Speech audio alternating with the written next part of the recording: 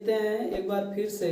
ठीक है, projection of solid का एक और क्वेश्चन देखते हैं। ओके, क्वेश्चन है एक समचतुर्भुजाकार प्रिज्म इक्विलैटरल ट्रायंगुलर प्रिज्म के प्रक्षेप खींचो जिसकी आधार की भुजा 40 mm तथा अक्ष की लंबाई कितनी है 60 mm है।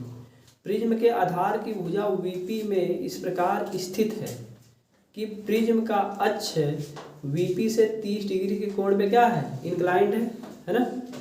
अच्छा, तथा HP के क्या है समांतर है। ठीक है, अच्छा हमें क्या हमारे पास क्या है, हमारे पास जो है ट्रायंगुलर प्रिज्म नहीं है, इसलिए हम क्या करते हैं पहले ये समझते हैं प्रिज्म में क्या होता है।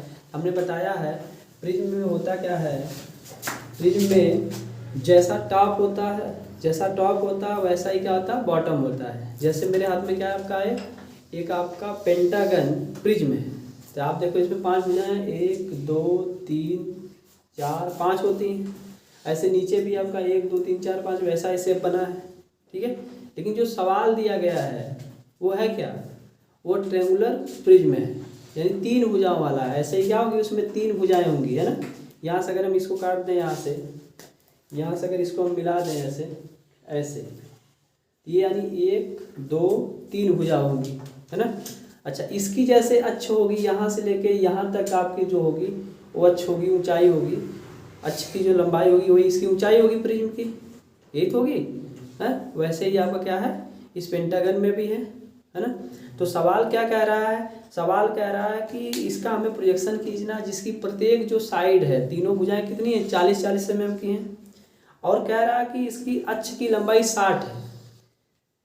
एक्सिस ऑफ सॉलिड कितना है 60 mm है और VP में इस प्रकार स्थित है। कहाँ स्थित है, VP में स्थित है। क्या है VP में स्थित है। तो हम जब भी सवाल की बातें करेंगे VP में जब स्थित है तो हम क्या करेंगे, ये हमारा VP हो गया, ये हमारा HP हो गया है ना। तो हम क्या करेंगे उस सवाल को हम क्या बोलते हैं ऐसे हम VP में पहले बनाएंगे। चूँकि हमारे पास वो ऑब्जेक्ट है नहीं पेंटागन, इसलिए हम इसे समझा रहे हैं। तो वहाँ पे त्रिभुजाकार एक शेप बनेगा जो आप यहाँ पे देख रहे हैं। ये सामने से देखने पे प्लांट भी ऐसा ही बनेगा ना, क्योंकि आप ट्रू शेप बनाएंगे ना उस सॉलिड का। तो आपका ये जो बेस का होगा आपका त्रिभुजाकार शेप रहा होगा, जैसे पेंटागन है। आपने क्या किया ये बना लिया, ऐसे बना लिया। कैसे बनाया, हमने क्या किया यहाँ से 40 पे मतलब एक भुजा खींचा, फिर 60 पे या तो कंपास उठाया उसमें 40 mm नापा, काट लिया, ये हमारा बन के तैयार हो गया। अब अगर आप ध्यान से देखो तो ये ऐसे ही तो रहा होगा है। अब यहाँ पे अगर है तो ऊपर से अगर आप टॉप व्यू देखोगे तो ये रेक्टेंगल दिखेगा, क्योंकि वो जो प्रिज्म होता है उसमें क्या होते हैं रेक्टेंगल दिखते हैं। देखो इसमें पेंटागन में 5 रेक्टेंगल होगा ना। ऐसे आपका त्रिभुजाकार अगर प्रिज्म होगा तो उसमें 3 रेक्टेंगल होंगे ना। तो आपका ये ऐसे है तो ऊपर से देखोगे तो आपका रेक्टेंगल जैसा बनेगा। तो ये हमने क्या बोलते हैं यहाँ पे बनाया ये है ना। तो इसको बनाने के लिए हमने क्या किया, यहाँ से जो एक्सिस से आई थी हमने यहाँ से प्रोजेक्टर खींचे हैं, देखो खींचे ना 2H पेंसिल से। अब इसके बाद क्या किया, ये जो हमने एक्सिस खींचा था इसमें से 60 mm काट लिया, तो इन सबको बढ़ाया और ये आपका क्या हो गया हमारा इसका टॉप व्यू बन गया।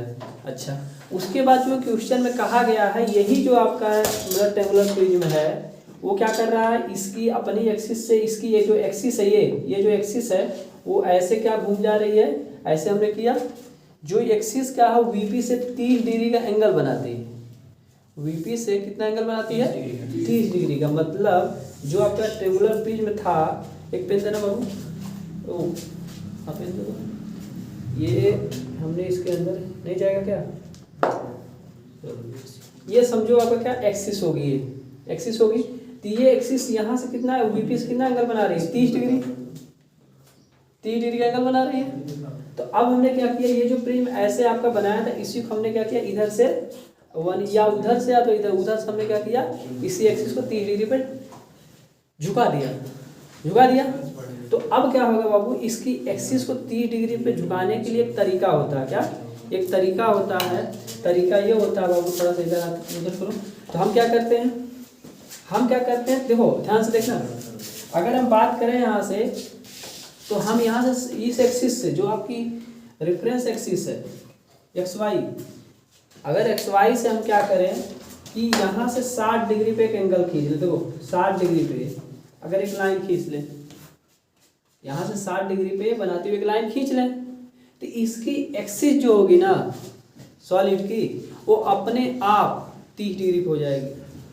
अच्छा, अगर क्वेश्चन में वही कहता है कि 45 डिग्री पे झुकी हुई है, हम क्या करते हैं, यहाँ से क्या करते हैं, 90 में से 45 घटा लेते हैं, यानी इसकी एक्सिस से इसकी एक्सिस से 45 डिग्री का एंगल बना लेते हैं, तो ये एक्सिस अपने आप कितने झुक जाती है, इससे 45 पे। अगर मान लो क्वेश्चन में दिया रहता कि मतलब वीपी से आपका 70 डिग्री का एंगल बना रहा है, कितने का, 70 डिग्री का।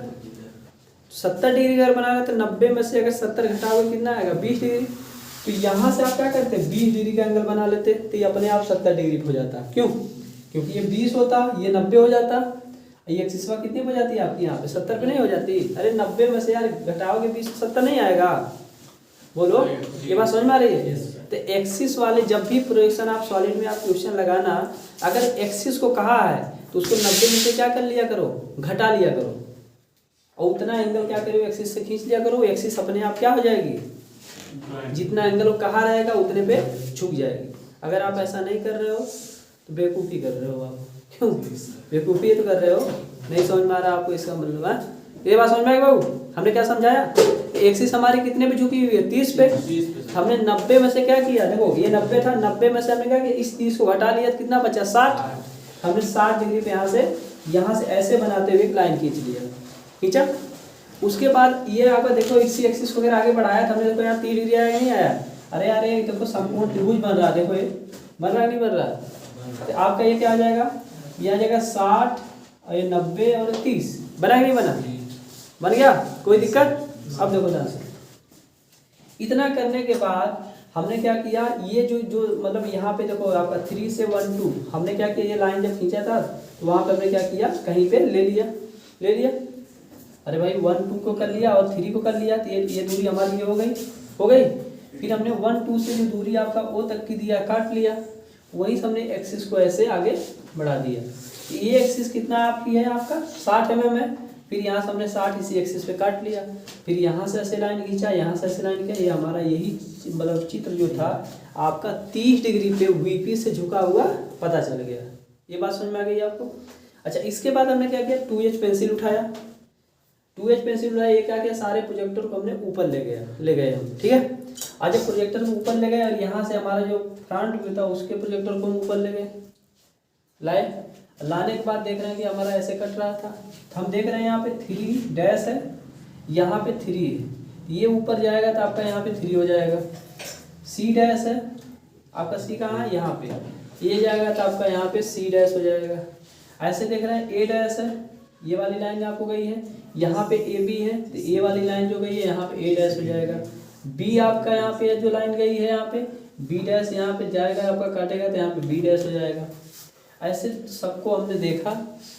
उसके बाद हम देख रहे हैं क्या, अगर बाबू इसी फिगर को आप ऐसे घुमाए हो, ऐसे घुमाए हो, तो यहाँ से अगर देखोगे आप सामने से तो ये तो दिखेगा, ये सारा चीज़ दिखेगा त्रिभुजाकार से, लेकिन इसमें जो आपका जो मतलब इस भुजा को छोड़ के, ये वाला AB को छोड़ के आपका जो C पॉइंट होगा वो नहीं दिखेगा, C पॉइंट नहीं दिखेगा।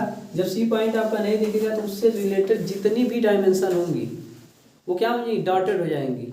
देखो ये भी डॉटेड किया, ये भी डॉटेड किया, और ये भी आपको मैंने क्या कर दिया, डॉटेड कर दिया। इस तरह से क्या बोलते हैं, ये बनाया जाएगा, परीक्षाओं में आता है, इसे आप एक बार प्रैक्टिस कर लीजिएगा, ठीक है। और सुन में चलो अब